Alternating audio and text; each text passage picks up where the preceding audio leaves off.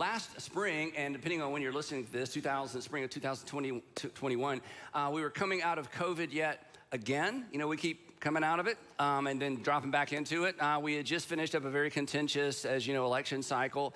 And the way this impacted me personally, if I can be personal for just a minute, I was so grieved and so disappointed, and I would even use it, I don't even know if this is an appropriate word, I was just embarrassed by the behavior and the language of actually a lot of high-profile Christian leaders and high-profile pastors, bloggers, and radio personalities on both sides of the political aisle, but specifically on the right side of the political aisle. I lean right politically, and so I feel like these are kind of supposedly my people, and some of them are actually my friends.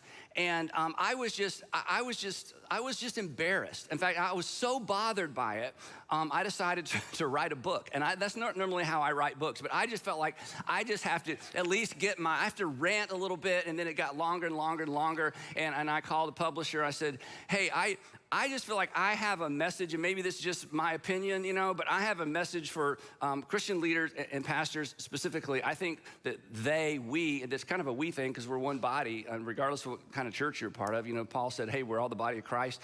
You know, if you slap me, I'm not going to have your hand arrested. I'm going to have all of you arrested, right? Because, the hand's part of the body. So this can't just be me pointing my finger. It's like, hey, you know, we have the church has a problem.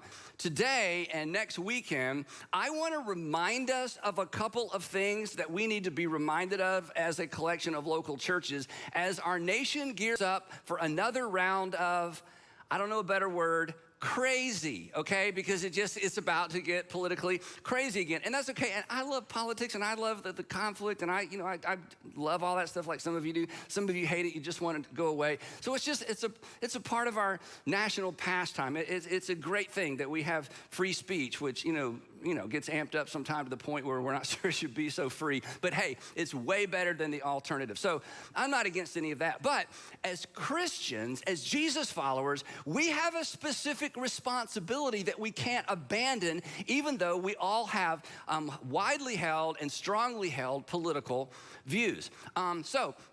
Throughout the 2020 and 2021, I encouraged all of you to write a pandemic story and an election cycle story that you would be proud to tell. I asked this specifically in a message in 2020. I asked you this. I said, hey, when 2020, we were in the middle of it and COVID and lockdown. I said, when 2020 is nothing but a story you tell, what story do you want to tell? Remember, I asked you this question. Do you want to tell a story of panic and fear and selfishness and divisiveness? Or do you want to look back on 2020 and tell a story of faith, of compassion, of generosity, fidelity? And then I reminded us, I said, hey, we write our story, the story of our lives, we write them one decision at a time. And I said, come on, I want you personally to write a good one. And I want us as a collection of churches in our city to write a good story. And I feel like you did. We suspended services for almost a year, right at a year. We stayed connected in small groups and in driveways. We did stuff in the community. This was still amazing to me. I brag about you all the time. We had the biggest Be Rich in 2020 we'd ever had, and we hadn't met together on a Sunday morning in 5 months. And then in 2021, you went past the 2020 number in terms of your generosity to the community. We baptized, we did weddings, we did funerals, we gathered outside, we continued to stay together, and people still criticize me specifically, and really you as well. Hey, you shut down your church. I'm like, we were not shut down. We just did different stuff because we wanted to be good neighbors, because the hospitals were full. And the issue wasn't what do we think about, COVID and all these things. The issue is, what is our reputation in the community? Because our reputation matters, because we're trying to impact our community. The other thing that we tried hard not to do, and you helped us and me not do this, we didn't politicize the church. And there were people in our various churches, I've talked about this, who wanted me to politicize the church and get up, take a stand. And people left our churches. Sandra's here, she would tell you, anytime I got any kind of information, direct message, email, people leaving messages in the church, that we're leaving, they're mad. My assistant Diane would look up their numbers, see what their involvement has been. And I called every single person who said they were mad at me or mad at the church, and had conversations. And they all started the same way. Is this really you? I'm like, it's really me. That's how it started. And it always ended friendly. I made sure it always ended friendly. I'm like, okay, so you're not leaving the church because of theology or music or our student ministry. You're leaving. You're not even leaving because of something we're doing. You're leaving because of something we refuse to do. And if that's why you're leaving, that we will miss you. I hope you'll come back, but we're not gonna, So because the feeling was that we had caved into political pressure. And, in the state of Georgia specifically, our governor didn't impose political pressure on churches, but when our church and some other large churches suspended Sunday morning services, he was very grateful because, a church like ours or large churches, could be super spreaders. So anyway, some people left and some people have come back. And I try to keep those conversations friendly. But it was disappointing, and personally, and don't send me sympathy notes. I'm fine. But the personal part, and maybe you're in this camp, is the people I talked to. They just didn't believe me. They did not believe that we actually suspended our services, and they didn't believe that we weren't more political because of the reason I gave. It's like, no, there's something else to it. I'm like, no. That's it. There's no agenda. Our agenda is love our neighbors, love our neighborhoods. This is how we're doing it. And Jesus has given us specific marching orders in terms of the responsibility of the church. There's no hidden agenda. Now, here's kind of get to what we need to talk about. And this is just a general principle. When life is predictable and when life is kind of wrinkle-free, and we have some wrinkle-free seasons where everybody's healthy and everybody's employed and things, when life is predictable and kind of wrinkle-free, it is easy to lose sight of, and this is true of all of us, it is easy to lose sight of what we value most, and it's also easy to lose sight of what we fear most. But when a tsunami of uncertainty comes rolling in, things get real quick, right? And this is important. Uncertainty does not alter our value system. Uncertainty exposes our value system. And during times of uncertainty, we're gonna talk about this in detail in about a month from now. In times of uncertainty, our reactions to the uncertainty give us away. Our reaction, and you watch people's reactions to uncertainty, you learn a lot about a person, you learn a lot about yourself. Our reactions give us away. So this is super important to keep in mind as we move on. Our actions don't tell the whole story. You've heard actions speak louder than words, and actions do speak louder than words. But even our actions don't tell the whole story, but our reactions to circumstances and things around us certainly tell the whole story. And so many people and so many Christians' response to the political, social, and economic and health crisis of 20 and 21 exposed in these Christians and these church leaders what has actually been true all along. It didn't change their value system, it exposed it. And this sounds critical, and I am being critical, but we're part of the same body, and so this is part of our responsibility. Beneath some of that Bible-laced rhetoric and all those faith claims, there's actually a bit of a hidden agenda. An agenda that people outside the church have suspected all along. People outside the church suspect that we're just like people outside the church, that the same thing that drives them drives us. And the same thing that drives every ideological movement drives the local church. And at the end of the day, their suspicion is, and unfortunately, what too many Christians and Christian leaders tip their hat to, was what we value most is winning. And apparently, a lot of Christians and Christian leaders fear the same thing that every other ideology and every other group fears as well, and that is losing influence, losing our voice, losing our rights. And here's the irony, which is exactly what happens whenever the church abandons its Christ-ordained mandate. Whenever the church loses sight of our mandate as a local church, we do in fact lose our voice. We do in fact lose our influence. We do in fact lose our ultimate opportunity, which is to be the conscience of the nation. And so whenever the local church stoops to and reduces itself to kingdoms of this world aspirations, which is to win at all costs and to have our way and to protect our rights, we just become like another political group, another party, another constituency, another group to be wined and dined and divided and sort of, ferreted out to different political parties to support whatever they're about. whenever the body of Christ in general or a local church loses sight of its Christ-ordained mandate, we in fact become a self-fulfilling prophecy. We lose the very thing that so many Christians feel like we need to fight in order to maintain. But we're not here to win anything. And the church isn't here to win anything. And yes, there's a sense in which we're here to win hearts and souls. We're going to talk about that. But we are not here to win culture wars, and we are certainly not here to win elections. So in 2021, church leaders, and this has happened on both sides, the left and the right, this was the most amazing part to me, where I wanted to call some of my friends and go, what are you thinking, okay? Churches alienated half the souls. I mean, if the church is all about reaching people, souls, reaching souls for Jesus, you use some old-fashioned language, churches on the left and the right alienated half the souls in America through their un-Christ-like behavior and rhetoric and political fear-based posturing.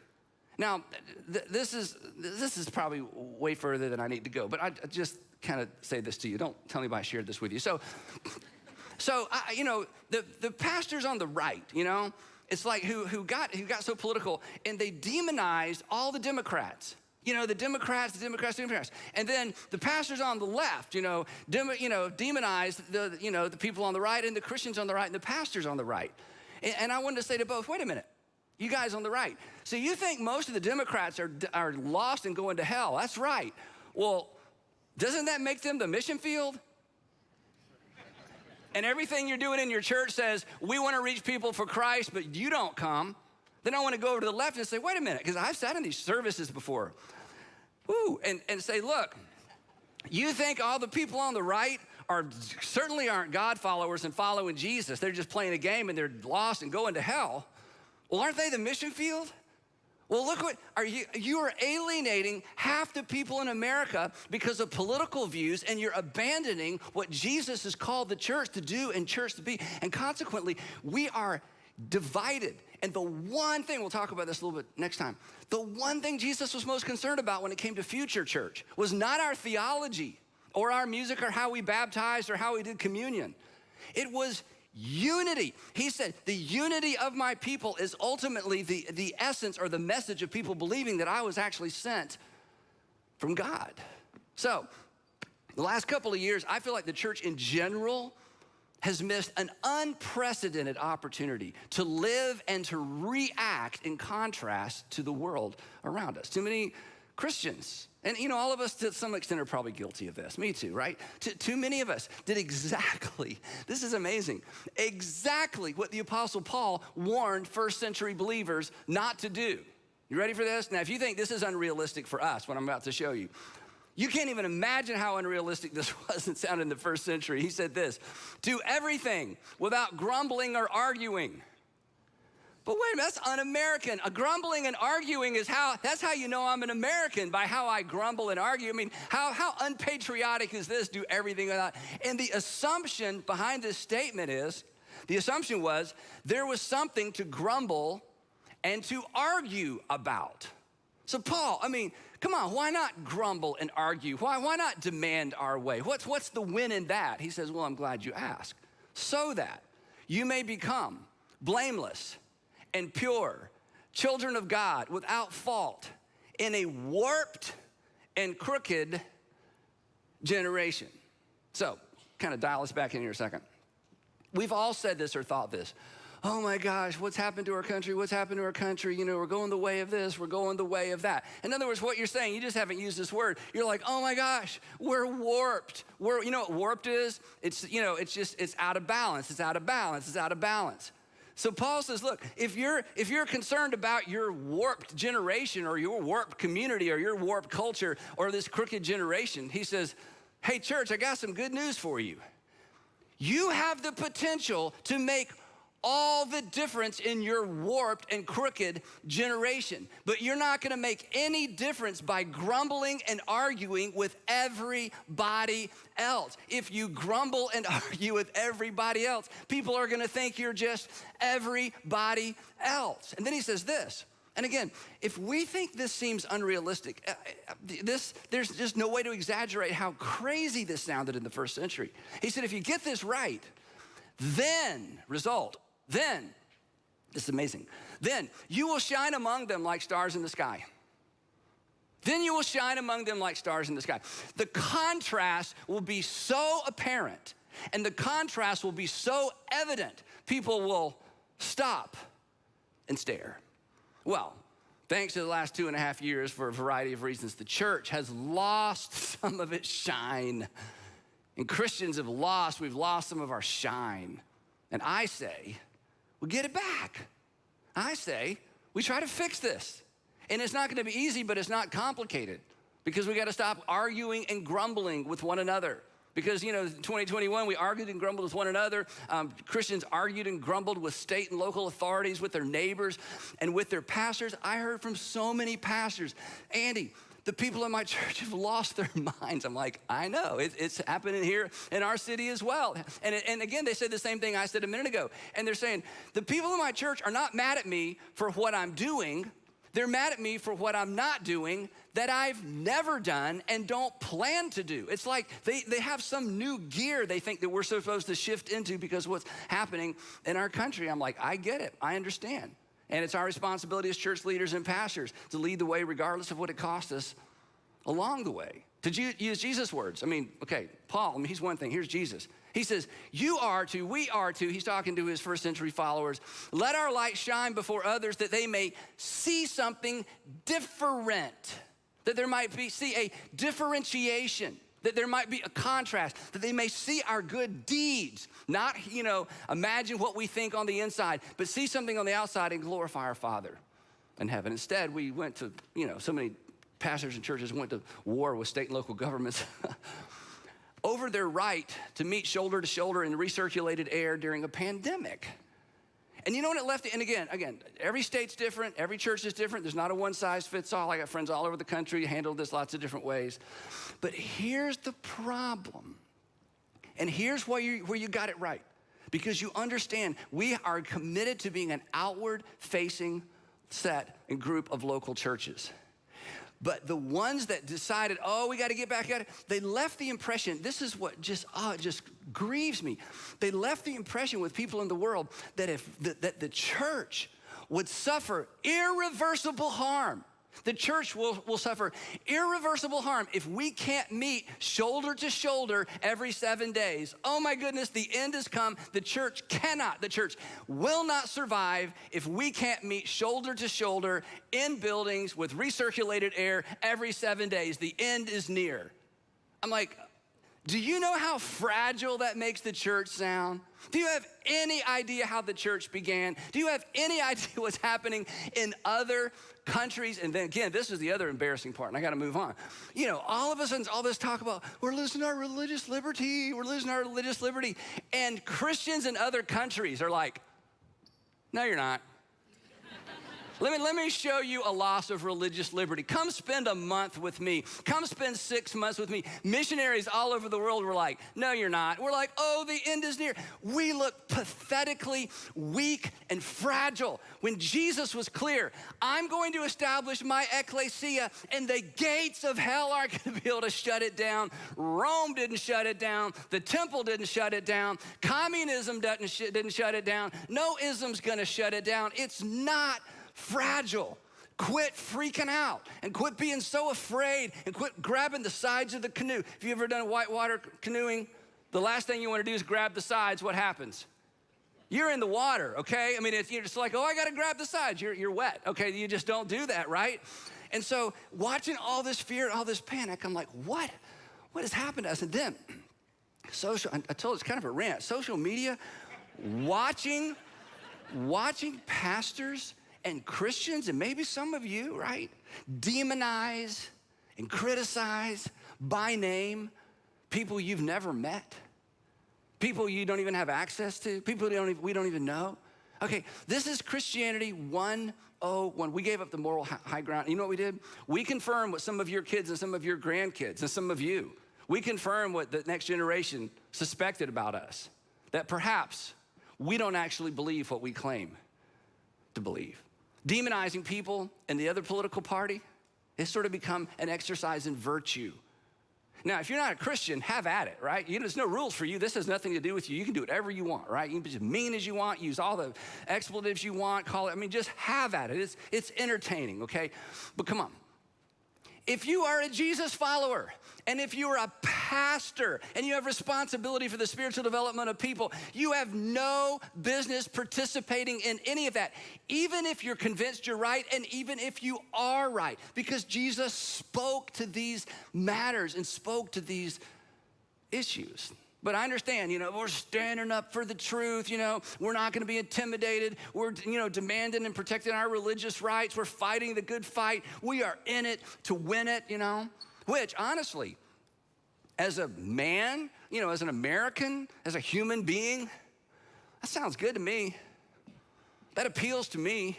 We're gonna win, we're gonna fight the good fight, we're gonna stand our ground, we're gonna argue, and it sounds good. Until you follow Jesus through the Gospels, Until you follow the Apostle Paul from Greece to Jerusalem to Rome, So as un-American as it sounds, and as pathetic as it sounds, and as, passive as it sounds, the church is not here to win. Think about this. I know this is disturbing, but we talk about it all the time. By every human measure, our Savior didn't win. He lost. He lost on purpose with a purpose. And we are his body. So like our Savior, if you're a Jesus follower, if you're not a Jesus follower or whatever, if you're just a Christian who likes to believe things and not do anything, have at it. You're a hypocrite, but just believe stuff and act like everybody. No, you are. Jesus said you're a hypocrite, right? Not me. I wouldn't say that, right? But you are. Jesus put it this way. Hey, anybody who hears these words of mine and goes, and doesn't do them, he says you're like somebody who built your house on the sand. It's not gonna do you a bit of good. The doing is the difference is made in the doing. This is why Jesus said, I want you to let your light shine in such a way that people see something different about you, see your good works, and look up and shine. So like our Savior, we're not in this to win anything. We're in it for something else entirely. And then I gotta move on. This is so important. And I know I'm kind of preaching to the choir. I just don't want us to lose sight of this because it's about to get crazy again, right? When we allow our faith, and this is true of you as an individual, when you allow your faith, or when we as a group, when we allow our faith to be subjugated to our political party of choice, when we allow our faith to be co-opted by our political party of choice, we lose our voice, we lose our direct distinction, and we lose our way. And we lose our opportunity to be the thing that we have been assigned to do, to be the conscience of our nation, which means the nation that we love. I love our country. Like you, I love our country. But when we get this wrong, the nation that we love suffers. Because Jesus didn't come to win the way that we define win. He came to lose, and he invited us to follow him with a different win. The Apostle Paul certainly understood it, right? The Jesus followers in Antioch, we'll talk about this maybe some next week. The Jesus followers in Antioch, this is amazing. They were called Christians like you would call somebody a bad name. They were accused of being Christian. Wouldn't that be great to be accused of being Christian? Let's bring that back, right? They were accused of being Christians because it was so evident they weren't following Caesar and they weren't following the governor. They were partisans of a different king. They understood it. Peter understood it. And the gospel, changed. This is the thing I don't want us to lose sight of, that historically is undeniable. It changed the world. The gospel changes communities, it changes families, it changes cultures. Most of us would say, hey, it changed my life. Now, to be clear, I'm not advocating that we withdraw from the political process, just the opposite. You should be more politically involved. Everybody should vote. What a stewardship of opportunity we have. We aren't ruled by Caesar. We the people. Anytime you have an opportunity to vote, your law of Christ informed conscience, you should vote. Some of you need to get involved in local politics, state politics, maybe national politics, who knows? So lean into the process, okay? Don't withdraw, because we've been called to love and to care. So we have to do everything we can. We have to do everything we can to create and protect a culture of human flourishing, which is fueled by the love and care of God as we love and care in his name. But, and this is the jumping off point, and this is the point of demarcation. If you think, Andy, I think you're talking out of both sides of your mouth. I want to clear that up right now. Here's the issue. We should be extremely involved because we're extremely grateful for our nation. But our posture and our tone and our approach must reflect that of our Lord. Our posture, our tone, and our approach has been prescribed to us. You have the freedom to choose whether or not you follow Jesus. But you don't get to choose what following Jesus looks like, sounds like, acts like, or reacts like, because that has been prescribed to us as Jesus followers. The instructions are on the label. Now, in his letter to Christians, the crazy church in Corinth, the Apostle Paul describes his win. He uses the word win, okay? He says there is a win, but it's not the win the way the world understands and kingdoms of this world defines win. He says there is a win, and he tells us what his strategy for winning is. Now, he's the ultimate church planner. He's doing the impossible job of going into Gentile pagan cultures and not just talking about Jesus, but asking them to abandon this is impossible to imagine. He's asking them to abandon their entire, not their religion, their entire world view. He is inviting Gentiles to think differently about everything and everybody. So here's his strategy. It is so lame. It is so passive. It couldn't possibly work. FYI, his lame ideas, along with Jesus' lame ideas and passive ideas and totally couldn't work ideas, shaped Western civilization. It's why every woman with a car should have a bumper sticker that says, I love Jesus, whether you are a Christian or not, because he elevated the dignity of every single woman, every single child, every single person. It shaped Western civilization. And how did he do it?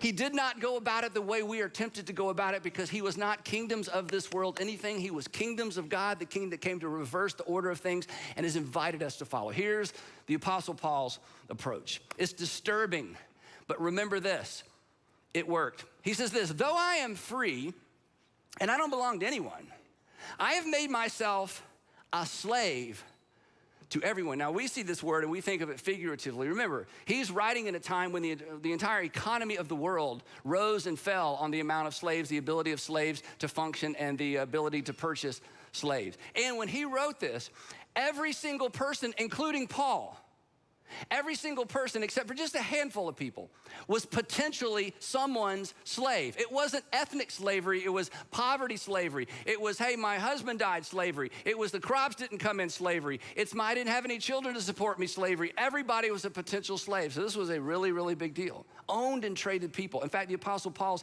grandparents or parents were probably slaves that had been set free. But in this case, he chose to, look at this, I have made myself a slave. Wait, Paul, whoa. But like, to everyone? You said everyone. Like, even the people you don't like? Especially the people. Even the people you disagree with? Especially the people I disagree with. Seriously. He decided to place himself under, to serve under, to go second. But he had an agenda. This wasn't just to be a nice guy, he had an agenda. He had an others first strategy and agenda that had been given to him by his king. Here's his agenda. Though I am free and belong to no one, I've made myself a slave to everyone to win. There's the win, as many as possible. So you're into winning. Yes, I am into winning. I'm into winning as many people as possible. And again, Paul's goal, it's impossible, was to win people away from a generationally ingrained worldview to a new way of seeing everything and everybody. How naive, how pathetic. I mean, what kind of strategy is that? Okay, let me get this straight, Paul. So this is your strategy. I mean, this is never gonna work. You are gonna submit to and serve people as a way of influencing people? Paul, dude, that's not gonna work. You can't influence people by serving and placing yourself under them. That didn't work it's not gonna work for you, and it didn't work for Jesus. Well, anyway, he continues. He says this. He says to the Jews, this is very confusing to us, to the Jews, I became like a Jew to when the Jews were like, Paul, dude, you are a Jew. What does this even mean? Okay, he's a Jew to us. He wasn't a Jew to him. In the first century, he wasn't a Jew. In the first century, he was a Hebrew from Tarsus. In the first century, Jesus was a Galilean from Galilee, from Nazareth specifically. In the first century, if you lived in Judea, you were considered a Judean or a Jew. So what he's saying is this: even though I'm from Tarsus, even though I was raised in a different culture, ultimately he ended up moving to Judea and he blended in with the Judeans who ran the temple. He said, when I'm around the Judeans who run the temple and have that very specific form of religion and very kind of buttoned up, he says, I've learned to play the game with them. He says this, to those under the law, I became like one under the law, though I myself am not technically under the law. But I can get along with people under the law. I can go along with that. Why? So as to win those under the law. To those who don't have the law, Gentiles, I became like one who didn't have the law, though I am not free from God's law. And then here's the kicker. Here's where suddenly his little story intersects with my story and your story. Though I am not free from God's law, what do you mean? You talking about Torah? No, let me be clear. But I am under, let's say this together, Christ's law. One more time, so let me get rid of the word Christ and go right to what it means. I'm under the law of a king. I'm under the law of God's final king, God's one and only anointed one. And my friend, if you consider yourself a Christian, you too are accountable to the law of Christ. And the law of Christ is very simple. You don't even need to write it down. There's not 10, there's just one. You are to love one another as God through Christ has loved you. You are to love the people around you. I'm to love the people around me the way that God through Christ loved me. That is the law of Christ. And Paul says, as I make my way into all these different cultures and interface with all these different people in order to win them over to a new way of seeing the world, I am under the law of God. I am under Christ's law. Here's why this is important. And Christ's law will determine my tone, my posture, and my approach. Christ's law, to love as God through Christ loved me, will determine my tone and my posture and my approach. I'm gonna love others as he loved me. I'm gonna one another, regardless of the political views of the one another's. I'm one anothering. Why, Paul? Oh, same reason. So as to win those not having the law. I said, come on, Paul, make up your mind. You just waffle. Whoever you're with, you're just a chameleon. You just blend in. Take a stand, man. Take a position. You can't stand in the middle. You got to be hot or cold. You can't be lukewarm. These are the kind of things that people threw at us pastors, 20 and 21. It's like, take a stand. You afraid, here's one. You afraid of losing followers? Like, no, if I was afraid of losing followers, I wouldn't take this stand. This is lonely in the middle. Nobody likes you, right? You get shot at from both sides. I learned that from Dr. King, By the way, he has a statue on the mall. The people who hated him, we don't even know their names. Just moving on. Anyway. So pastors who, I'm talking about the pastors who refuse to politicize, the ecclesia of Jesus. A refusal to, take a political stand was viewed as not taking a stand, but we did take a stand. Our stand was simple. We're not gonna politicize the ecclesia of Jesus.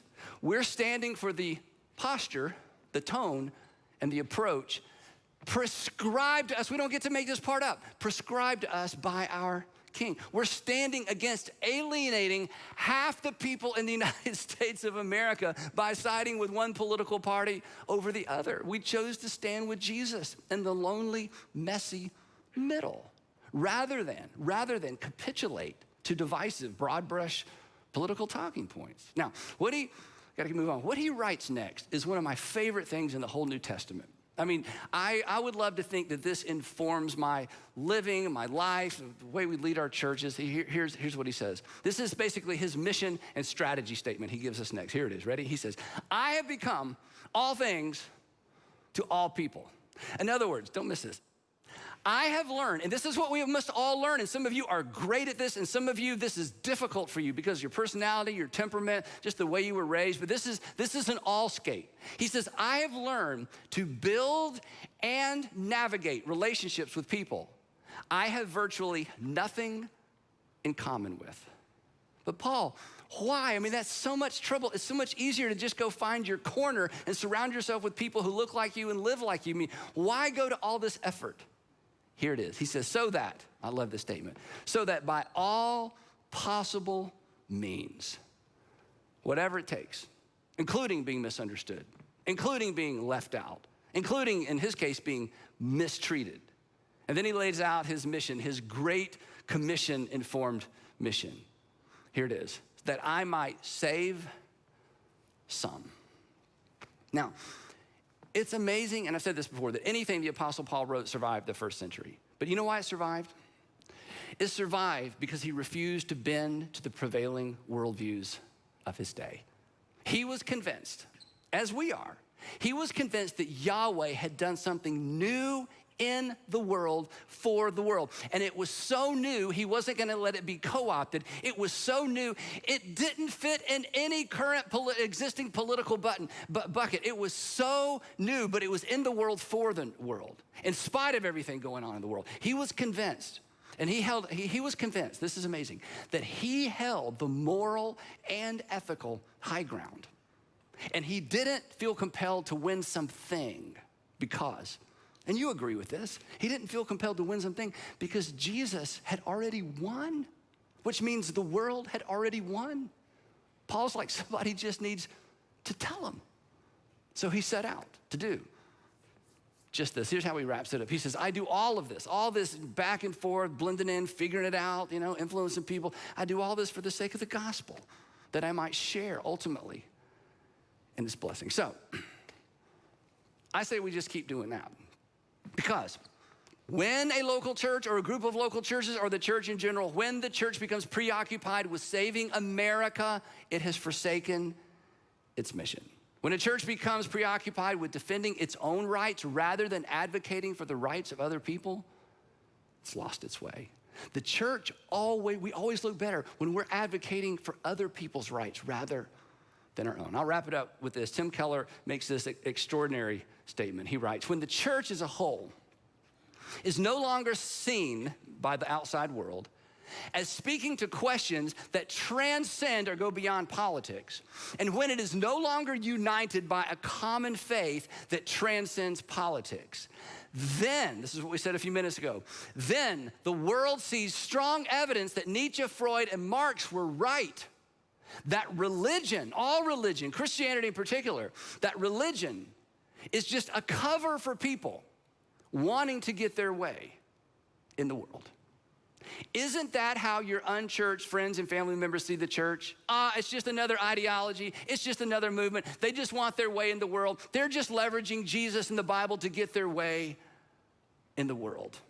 And Tim is exactly right. When the church is divided and when the church is at each other and when the church allows itself to be subjugated to any other issue and any other thing other than the gospel, it looks as if we're just leveraging our religion in order to cover for ourselves and get our way in the world. So let's resist that temptation. Let's decide we're not gonna do that. Let's continue to decide we're not gonna do that. Every time you place your hand over your heart to say the Pledge of Allegiance, basically you advocate for what we're talking about. One nation under God. One nation, but one nation under God. God first, our King first, because our ultimate allegiance is to the King, the better King. And here's the thing, and you know this because you've experienced it, whether you had words or put words around it or not. Our uncompromising devotion to our better King will ultimately make America a better nation. It will ultimately make the world a better, safer place. Our uncompromising devotion to our better King will ultimately make America a better nation and the world a better, safer place. And we know that, not because we're projecting into the future, but because that's what history actually attests to.